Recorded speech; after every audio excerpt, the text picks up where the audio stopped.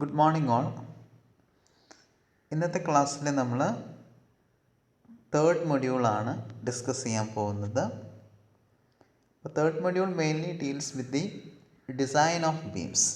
ബീംസിൻ്റെ ഡിസൈനാണ് ഡീൽ ചെയ്യുന്നത്. അപ്പോൾ ഡിഫറെൻറ്റ് ടൈപ്പ് ഓഫ് ബീംസിനെ കുറിച്ച് ബീംസിൻ്റെ ഡിസൈനിനെ കുറിച്ച് നമുക്ക് തേർഡ് മൊഡ്യൂളിൽ നമുക്ക് പഠിക്കാനുണ്ട്. സിംപ്ലി സപ്പോർട്ടഡ് സിംഗ്ലി റീഇൻഫോഴ്സ്ഡ് ബീമിനെ കുറിച്ച് പഠിക്കാനുണ്ട്. ഡബ്ലി റീഇൻഫോഴ്സ്ഡ് ബീമിൻ്റെ ഡിസൈനെ കുറിച്ച് പഠിക്കാനുണ്ട്. കാൻലിവർ ബീമിനെ കുറിച്ച് പഠിക്കാനുണ്ട്. അതുപോലെ തന്നെ ടി ബീമിനെ കുറിച്ച് ഡിസൈനിനെ കുറിച്ചൊക്കെ നമുക്ക് എന്ത് ചെയ്യാനുണ്ട്, ഈ തേർഡ് മൊഡ്യൂളിൽ പഠിക്കാനുണ്ട്. അപ്പോൾ ഇന്നത്തെ ക്ലാസ്സിൽ ഞാൻ ഉദ്ദേശിക്കുന്നത് ജസ്റ്റ് ഒരു ബേസിക് ഡിസൈൻ റൂൾസിനെ കുറിച്ചുള്ളൊരു ഇൻട്രൊഡക്ഷൻ മാത്രമാണ് ഇന്നത്തെ ക്ലാസ്സിൽ നമ്മൾ ഉദ്ദേശിക്കുന്നത്. അപ്പോൾ നമ്മൾ IS 456 കുറച്ച് ക്ലോസസ് ആണ് ബേസിക് റൂൾസ് എന്ന് പറയുന്നത്. അപ്പോൾ ആ ക്ലോസസ് ജസ്റ്റ് ഒന്ന് വായിക്കുന്നുള്ളൂ ഇന്നത്തെ ക്ലാസ്സിൽ. ബാക്കി നമുക്ക് ഡിസൈൻ കൺസിഡറേഷൻസ് എല്ലാം നമുക്ക് അടുത്ത ക്ലാസ്സുകളിലായിട്ട് ഡിസ്കസ് ചെയ്യാം. ഇനി നമുക്ക് കുറച്ച് ബേസിക് റൂൾസിനെ കുറിച്ചാണ് പറയാനുള്ളത്. First one, effective span. നമ്മൾ ഡിസൈനിൽ കൺസിഡർ ചെയ്യേണ്ട എഫക്റ്റീവ് സ്പാൻ എന്താണ്? അപ്പോൾ നിങ്ങൾ പേജ് IS 456 പേജ് 34 ക്ലോസ് 22.2 എടുക്കുക. അപ്പോൾ ക്ലോസ് 22.2 എന്തുള്ളത്? എഫക്റ്റീവ് സ്പാനിനെ കുറിച്ച് പറയുന്നത്.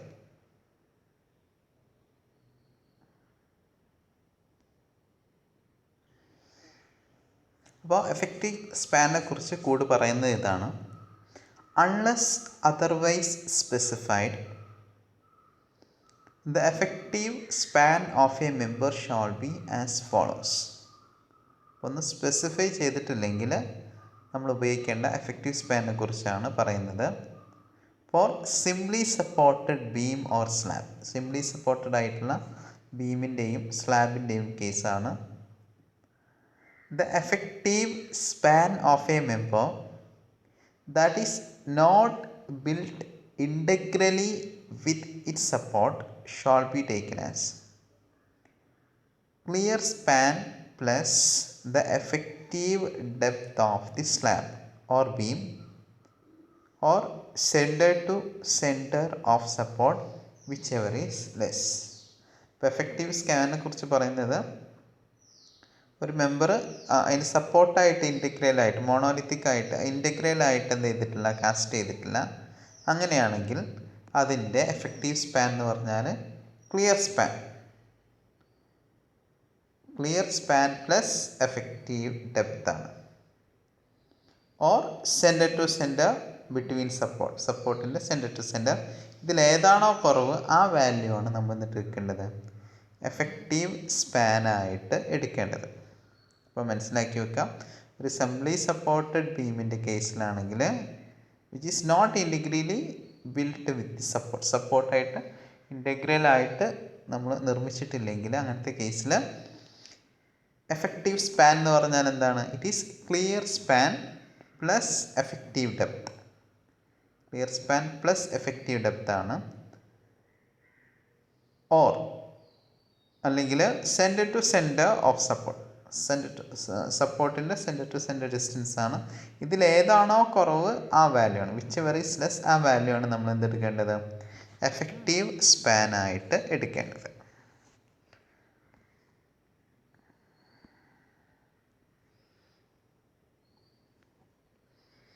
ഇനി next, continuous beam or slab. Continuous ബീമിൻ്റെ കേസിൽ ഫസ്റ്റ് കേസ് പറഞ്ഞത് എന്താണ്? It is about simply supported beam. ഇനി കണ്ടിന്യൂസ് ബീമിൻ്റെ കേസിലാണ് പറയുന്നത്. ഇൻ കേസ് ഓഫ് കണ്ടിന്യൂസ് ബീമിൻ്റെ കേസിൽ if the width of the support is less than 1/12 of the clear span. ആ സപ്പോർട്ടിൻ്റെ വിഡ്ത്ത് ക്ലിയർ സ്പാനിൻ്റെ 1/12 കുറവായാൽ the effective span shall be as in 22.2a. നമ്മൾ നേരത്തെ പറഞ്ഞ കേസ് പോലെ ആയിരിക്കുന്നത്. വിഡ്ത്ത് ഓഫ് സ്ലാബ്, വിഡ്ത്തല്ല, സപ്പോർട്ടിൻ്റെ വിഡ്ത്ത് ക്ലിയർ സ്പാൻ്റെ 1/12 കുറവായാൽ, അപ്പോൾ 1/12 സപ്പോർട്ട് വിഡ്ത്ത് കുറവായാൽ we can take the effective span as mentioned in 22 point. നമ്മൾ നേരത്തെ പറഞ്ഞ കേസ് പോലെ. നേരത്തെ പറഞ്ഞ കേസ് എന്ന് പറഞ്ഞാൽ clear span plus effective depth അല്ലെങ്കിൽ centre to centre distance between effective span whichever is less, ആ കേസ്. ഇനി നെക്സ്റ്റ് കേസ് വരുന്നത് if the support is wider than 1/12 of the clear span or 600 mm. അപ്പോൾ ഇനി support 600 mm അല്ലെങ്കിൽ 1/12 of the clear സ്പാൻ്റെ 1/12 കൂടിയാൽ which were is, ഇതിൽ ഏതാണോ കുറവ് അതിനേക്കാളും കൂടിയാൽ the effective span shawl be taken as, അതിൻ്റെ എഫക്റ്റീവ് സ്പാനെ കുറിച്ചാണ് പറയുന്നത്. ഫോർ എൻഡ് സ്പാൻ, അത് എന്താണ് കണ്ടിന്യൂസ് സ്ലാബ് എന്ന് പറയുന്നത്? ഇതാണ് കണ്ടിന്യൂസ് സ്ലാബിനൊക്കെ നിങ്ങൾ അറിഞ്ഞിട്ടുണ്ടാവും. കുറേ സപ്പോർട്ടിൽ വരും, ഇതാണ് ഒരു കണ്ടിന്യൂസ് സ്ലാബ്. കുറേ സപ്പോർട്ടിൽ ഇങ്ങനെ വരുന്നതാണ് എന്ത്, കണ്ടിന്യൂസ് സ്ലാബായിട്ട് വരുന്നത്. കണ്ടിന്യൂസ് സ്ലാബ് അല്ലെങ്കിൽ കണ്ടിന്യൂസ് ബീം എന്ന് പറയുന്നത് ഇതെന്താണ്, ഒരു കണ്ടിന്യൂസ് ബീമാണ് അല്ലെങ്കിൽ കണ്ടിന്യൂസ് സ്ലാബ് ആയിരിക്കും.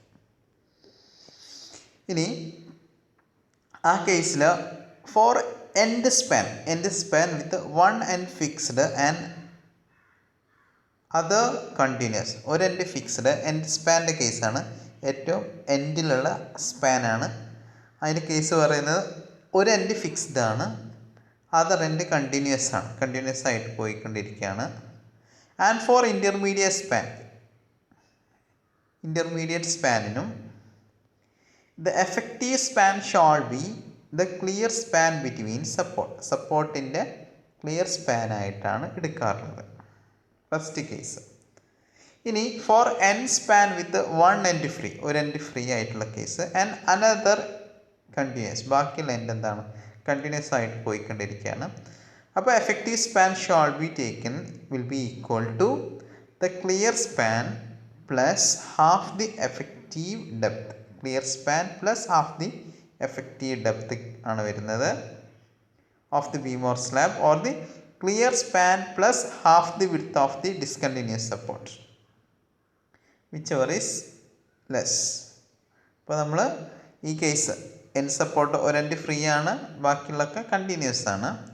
ആ കേസിൽ നമ്മൾ എടുക്കേണ്ടതെന്ന് പറഞ്ഞാൽ clear span plus half the effective depth ആണ്. Clear span plus half the effective depth of the beam ആണ്, or clear span plus half the width of the discontinuous സപ്പോർട്ടിൻ്റെ ഹാഫ് ദി വിഡ്ത്ത്. ഇതിൽ ഏതാണോ കുറവ് ആ വാല്യൂ ആണ് എന്ത് ചെയ്യേണ്ടത്, നമ്മൾ എടുക്കേണ്ടത്. ഇനി in case of span with roller or rocket bearing, ഒരു ടൈപ്പ് ബിയറിംഗ് ആണ് roller or rocket bearing type ഉള്ളത്. The effective span shall always be distance between centre of bearing. നമ്മൾ റോളർ ആൻഡ് റോക്കറ്റ് ബിയറിംഗ് കൊടുക്കുകയാണെങ്കിൽ effective span എടുക്കുന്നത് it is the distance between centres of the ബിയറിങ്ങിൻ്റെ സെൻട്രലായിട്ടാണ് എന്ത് ചെയ്യാറ്, നമ്മൾ എഫക്റ്റീവ് സ്പാന് എടുക്കാറുള്ളത്. ഇനി കാൻഡിലിവർ ആയിട്ടുള്ള beam, the effective length of a cantilever shall be taken as its length to the face of the support plus half the effective depth. Face of the സപ്പോർട്ടിലോട്ടുള്ള ലെങ്ത്തും പ്ലസ് ഹാഫ് ദി എഫക്റ്റീവ് ഡെപ്തും ആണ്.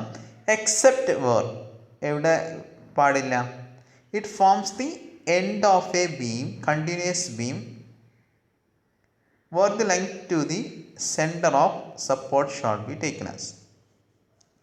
ഇനി effective span നമ്മൾ സാധാരണത്തെ കേസിൽ വരുന്നത് നമ്മൾ ആ ഫേസിലോട്ടുള്ള സപ്പോർട്ടിൻ്റെ ഫേസിലോട്ടുള്ള ഡിസ്റ്റൻസ് പ്ലസ് എഫക്റ്റീവ് ഡെപ്ത് ആണ്. എക്സെപ്റ്റ് നമ്മൾ ഒരു കേസ് എക്സെപ്ഷനായിട്ട് പറയുന്നുണ്ട്. എക്സെപ്ഷൻ എന്ന് പറഞ്ഞാൽ നമ്മൾ കണ്ടിന്യൂസ് ബീമിൻ്റെ എൻഡിൽ വരാത്ത കേസിൽ. അപ്പോൾ കണ്ടിന്യൂസ് ബീമിൻ്റെ എൻഡിൽ വന്നാൽ നമ്മൾ സ്പാൻ വരുന്ന എഫക്റ്റീവ് സ്പാൻ എന്ന് പറഞ്ഞാൽ it is the length to the centre of സപ്പോർട്ടിൻ്റെ സെൻറ്ററിലോട്ടുള്ള ഡിസ്റ്റൻസ് ആണെന്ത്, it is the effective span of the cantilever beam. അപ്പോൾ കാൻലിവർ ബീമിൻ്റെ രണ്ട് കേസാണ്.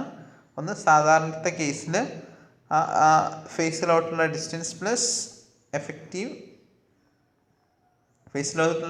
Plus half the effective depth ആണ്.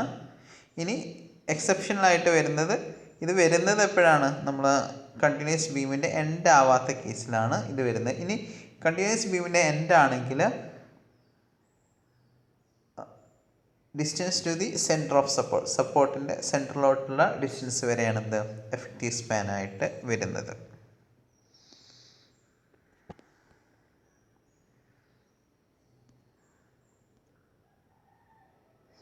ഇനി നമുക്ക് നെക്സ്റ്റ് വരുന്നത് എഫക്റ്റീവ് ഡെപ്തിനെ കുറിച്ചാണ്.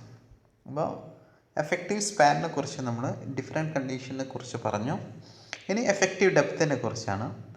Effective depth of a beam എന്ന് പറയുന്നത് it is the distance between the centroid of the area of tension reinforcement and the maximum compression fibre, excluding the thickness of finishing material not placed monolithically with the member and the thickness of any concrete provided to allow for wear.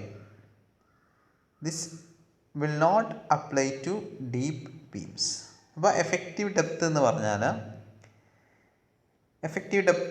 എന്താണ്? It is the distance between അതിൻ്റെ tension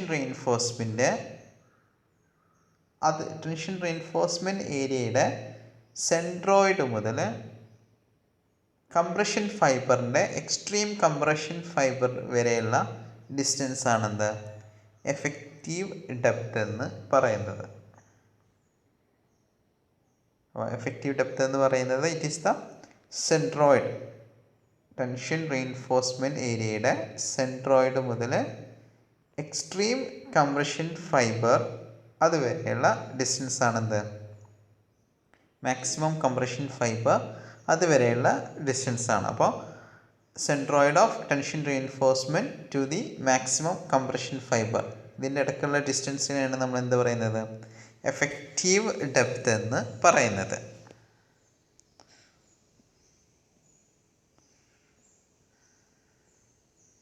അപ്പോൾ ഇത് deep ബീമിൽ എന്ത് വരുന്നില്ല?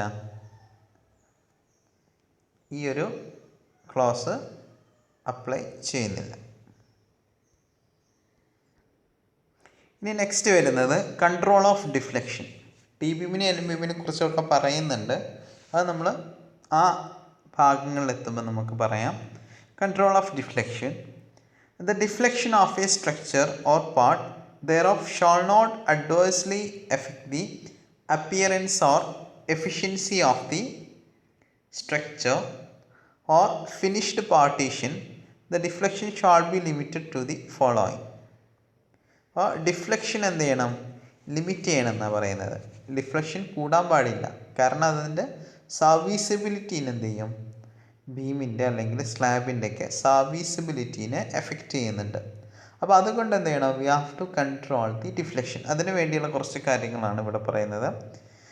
Final deflection due to all loads including the effect of temperature, creep, shrinkage and measured from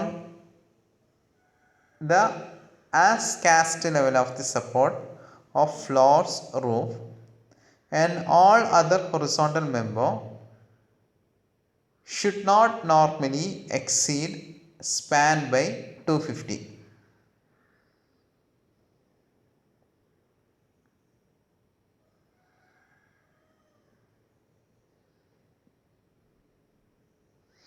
അപ്പോൾ deflection due to all loads including effect of the temperature, creep, ഇതിൻ്റെയൊക്കെ കൂടിയിട്ടുള്ള ഡിഫ്ലക്ഷനെ കുറിച്ചാണ് പറയുന്നത്. It should not exceed span by 250. ഇനി deflection including the effect of temperature, creep, shrinkage occurring after the erection of partition and application of finishes. നമ്മൾ പാർട്ടീഷൻസും അതുപോലെ തന്നെ ഫിനിഷസും അപ്ലൈ ചെയ്ത് കഴിഞ്ഞിട്ടുള്ള കേസിൽ It should not normally exceed span by 350 mm or 20 mm whichever is less. ഇതെന്ത് ചെയ്യാൻ പാടില്ല? സ്പാൻ ബൈ 350 അല്ലെങ്കിൽ 20 mm അതിന് കൂടാൻ പാടില്ല ഈ കേസിൽ. ഫസ്റ്റ് കേസിൽ should not exceed span by 250. Second കേസിൽ should not exceed span by 350. First case എന്ന് പറഞ്ഞാൽ ഫൈനൽ ഡിഫ്ലക്ഷൻ ആണ് ഡ്യൂ ടു ഓൾ ലോഡ്സ്. നമ്മൾ ക്രീപ്പ്, ഷ്രിങ്കേജ് ഇതിനെ കൊണ്ടുണ്ടാവുന്ന ഫൈനൽ ഡിഫ്ലക്ഷൻ അത് മെഷർ ചെയ്യുന്നത് as cast level of the support of ഫ്ലോറിൻ്റെ കാസ്റ്റ് ലെവലിൽ നിന്നാണ് മെഷർ ചെയ്യുന്നത്. അപ്പോൾ അങ്ങനത്തെ ഫൈനൽ ഡിഫ്ലക്ഷൻ സ്പാൻ ബൈ 250 കൂടാൻ പാടില്ല. അതുപോലെ തന്നെ നമ്മൾ ഡിഫ്ലക്ഷൻ ഇൻക്ലൂഡിങ് ഷ്രിങ്കേജ് ഡിഫ്ലക്ഷൻ, ഈ പാർട്ടീഷനും ഫിനിഷസൊക്കെ കഴിഞ്ഞിട്ടുള്ള deflection should not exceed span by 350. അപ്പോൾ ഈ രണ്ട് കാര്യങ്ങളൊന്ന് ഓർത്തിരിക്കുക. ഇനി next, the vertical deflection limits may be assumed to be satisfied provided that span to depth ratios are not greater than the values as obtained as below. ഇനി vertical ഡിഫ്ലക്ഷൻ്റെ കേസിൽ generally be assumed is satisfied provided that the span to depth ratios, കുറച്ച് span to depth ratio പറഞ്ഞിട്ടുണ്ട്. The basic values of span to effective depth ratio for span up to 10 meter. സാധാരണ ഉപയോഗിക്കുന്ന span to depth ratio ആണ് up to 10 metre വരെയുള്ള. Cantilever beam ആണെങ്കിൽ span to depth ratio 7 ആണ് എടുക്കാറുള്ളത്. Simply supporter ആണെങ്കിൽ 20, continuous beam ആണെങ്കിൽ 26. ഇനി അബൌവ് 10 മീറ്റർ ആണെങ്കിൽ span to depth ratio may be multiplied by the values in a. നമ്മൾ ഇവിടെ പറഞ്ഞിട്ടുള്ള values that is multiplied by 10 by span in meters. 10 മീറ്ററിനേക്കാൾ കൂടിയ കേസാണ് 10 by span ആയിട്ട് മൾട്ടിപ്ലൈ ചെയ്യണം. Except for the cantilever in which case deflection calculation should be made. അപ്പോൾ കാൻലിവറിൻ്റെ കേസല്ലാത്ത കേസിലൊക്കെ നമ്മൾ എന്ത് ചെയ്യണം? സ്പാൻ 10 മീറ്ററിനേക്കാളും എഫക്റ്റീവ് സ്പാന് 10 മീറ്ററിനേക്കാളും കൂടുതലാണെങ്കിൽ നമ്മൾ 10 by span എന്ത് ചെയ്യണം? മൾട്ടിപ്ലൈ ചെയ്യണം. ഇനി depending on the area and stress of the steel for tension values, tension reinforcement, the values in A or B shall be modified by multiplying with the modification factor. ഇനി area, ഈ tension reinforcement അതിൻ്റെ steel സ്ട്രെസ്സിന് depend ചെയ്തിട്ട് എന്ത് ചെയ്യണം? നമ്മൾ ഈ വാല്യൂസിന് എന്ത് ചെയ്യാം? വി ക്യാൻ മോഡിഫൈ യൂസിങ്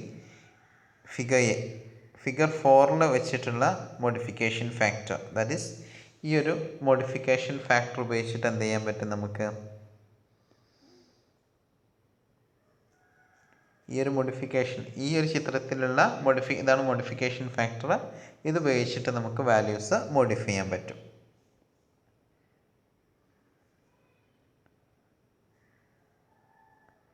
ഇതിൽ പെർസെൻറ്റേജ് ഓഫ് സ്റ്റീൽ റീഇൻഫോഴ്സ്മെൻ്റ് ഉണ്ട്, മോഡിഫിക്കേഷൻ ഫാക്ടർ ഉണ്ട്, FS ഉണ്ട്.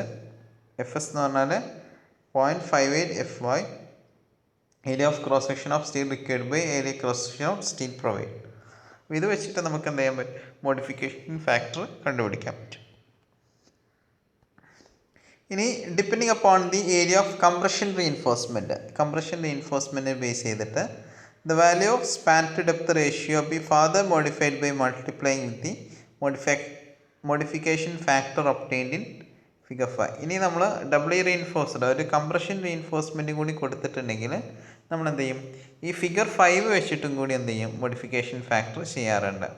അപ്പോൾ കംപ്രഷൻ റീഇൻഫോഴ്സ്മെൻറ്റിന് പെർസെൻറ്റേജിനനുസരിച്ചാണ് എന്ത് വരുന്നത്? മോഡിഫിക്കേഷൻ ഫാക്ടർ വരുന്നത്. അപ്പോൾ നമ്മൾ സാധാരണ ഉപയോഗിക്കുന്ന basic values of span to depth ratio ആണ്. അത് നിങ്ങളൊന്ന് ഓർത്തിരിക്കണം.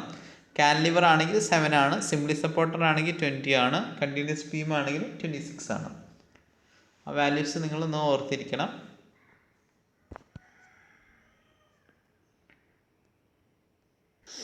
ഇനി നെക്സ്റ്റ് വരുന്നത് slenderness limit for beams to ensure lateral stability. Slenderness ലിമിറ്റ്സിനെ കുറിച്ചാണ് പറയുന്നത്.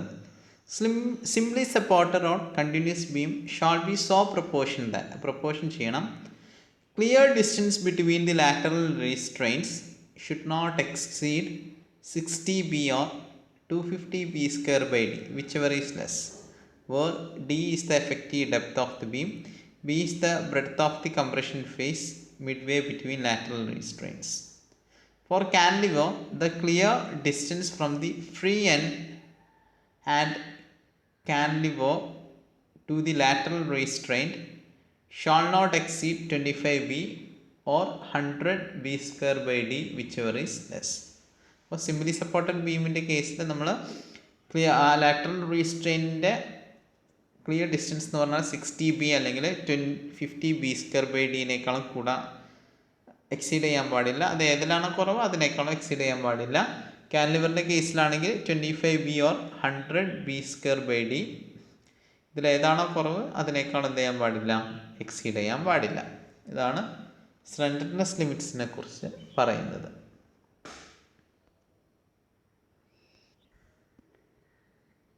ഇനി next selection of breadth of beam. ഒരു ബീമിൻ്റെ ഡിസൈൻ ചെയ്യുമ്പോൾ ഒരു ബീമിൻ്റെ ബ്രെഡ്ത്ത് എങ്ങനെയാണ് സെലക്ട് ചെയ്യുന്നത്? ഇത് IS കോഡിൽ പറയുന്നൊന്നുമില്ല, പക്ഷേ ജസ്റ്റ് ഒരു ജനറൽ റൂളാണ്. The breadth of beam must be such as to accommodate the necessary reinforcement. നമ്മൾ റീഇൻഫോഴ്സ്മെൻറ്റ് എന്ത് ചെയ്യണം, അക്കോമഡേറ്റ് ചെയ്യാൻ പറ്റണം നമ്മളൊരു ബ്രെഡ്ത്ത് സെലക്ട് ചെയ്യുമ്പോൾ. Often this is selected from the architectural consideration. നമ്മൾ ആർക്കിടെക്ചറൽ കൺസിഡറേഷനും കൂടി എന്ത് ചെയ്യണം, അതും കൂടി കൺസിഡർ ചെയ്തിട്ട് വേണം നമ്മൾ ഒരു ബ്രെഡ്ത്ത് ഓഫ് ബീം സെലക്ട് ചെയ്യാൻ. The breadth of beam may be equal two or greater than the breadth of the വാൾ. ഒന്നുകിൽ വാളിനേക്കാൾ കൂടുതലായിരിക്കും, അല്ലെങ്കിൽ എന്ത് ചെയ്യായിരിക്കും, സെയിം ആയിരിക്കും. അപ്പോൾ ദ യൂഷ്വൽ ബ്രെഡ്ത്ത് നമ്മൾ സാധാരണ ഉപയോഗിക്കുന്നതെന്ന് പറഞ്ഞാൽ 150 mm, 225 mm, 300 mm ഒക്കെയാണ് സാധാരണ ഉപയോഗിക്കുന്ന ബ്രെഡ്ത്ത് ഓഫ് ബീം. ഇനി ഡെപ്ത് ഓഫ് ബീം നമ്മൾ സാധാരണ ഉപയോഗിക്കുന്ന ഡിസൈനിലൊക്കെ സാധാരണ ഉപയോഗിക്കുന്നതാണ്. Generally the depth of beam ഈ 1/10 to 1/15, preferably 1/10 of the span. നമ്മൾ സാധാരണ ഉപയോഗിക്കുന്നത് എന്താണ്, 1/10 or 1/15 ആണ് വരുന്നത് of the span. The depth provided usually 300 mm, 375 mm, 450 mm, 525 mm, 600 mm ആണ് സാധാരണ ഉപയോഗിക്കുന്നത്. In most cases breadth of beam is half the effective depth. സാധാരണ ബ്രെഡ്ത്ത് വരുന്നത് ഹാഫ് ദി എഫക്റ്റീവ് ഡെപ്ത് ആണ് to 2/3 of the effective depth. സാധാരണ നമ്മൾ breadth കാണാറ് ഒന്നുകിൽ ഹാഫ് ടു 2/3 എഫക്റ്റീവ് ഡെപ്ത് ആയിട്ടാണ് നമ്മൾ എന്ത് ചെയ്യാറ്, ഡിസൈന് നോക്കാറ്. ഡിസൈനിൽ ഡെപ്ത്ത് നമ്മൾ ബ്രെഡ്ത്ത് എടുക്കൽ സാധാരണ 150, 225, 300 ഇതിലെങ്ങനെയെങ്കിലുമാണ് എടുക്കാറുള്ളത്.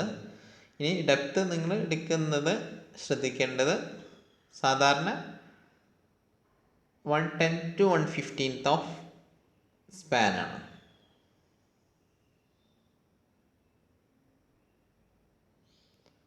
സാധാരണ പ്രിഫറബിൾ ആയിട്ട് എടുക്കുന്നത് 1/10 ഓഫ് ദി സ്പാനാണ്. ഇനി loading on the beam. External live load ഉണ്ട്, എക്സ്റ്റേണൽ ഡെഡ് ലോഡ് ഉണ്ട്, dead load on the dead load of the beam itself. ഈ 3 തരത്തിലുള്ള ലോഡ്സാണ് എന്ത് വരുന്നത്, ബീമിൽ വരുന്നത്. ഇനി നെക്സ്റ്റ് വരുന്നത് minimum and maximum reinforcement in beams. Maximum reinforcements ആണ് minimum and maximum reinforcements. The minimum area of tension reinforcement shall not less than the given of the following. Tension reinforcement ഇതിനേക്കാൾ കൂടാൻ പാടില്ല. AST/BD = 0.85/Fy, where B and D are the effective depth of the beam. AST/BD എന്താ പാടില്ല, AST/BD = 0.85. അപ്പോൾ minimum steel reinforcement, area of steel reinforcement ഈ ഒരു equation ഉപയോഗിച്ചിട്ടാണ് നമ്മൾ എന്ത് ചെയ്യേണ്ടത്, കണ്ടെത്തേണ്ടത്. അപ്പോൾ മിനിമം സ്റ്റീൽ റീഇൻഫോഴ്സ്മെൻറ്റ് എന്ന് പറഞ്ഞാൽ ഇറ്റ് ഈസ് 85/Fy ആണ്. When Fe 415 steel is used, minimum percentage 0.205% ആണ് മിനിമം സ്റ്റീൽ റീഇൻഫോഴ്സ്മെൻറ്റ് വേണ്ടത്.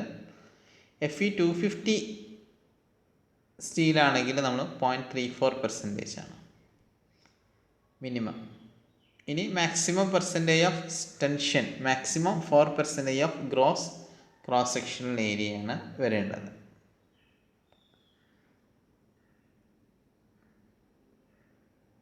ഇനി കംപ്രഷൻ റീഇൻഫോഴ്സ്മെൻറ്റ് എന്ന് പറഞ്ഞാൽ ഡബ്ലി റീഇൻഫോഴ്സ്ഡ് കേസിലാണ്.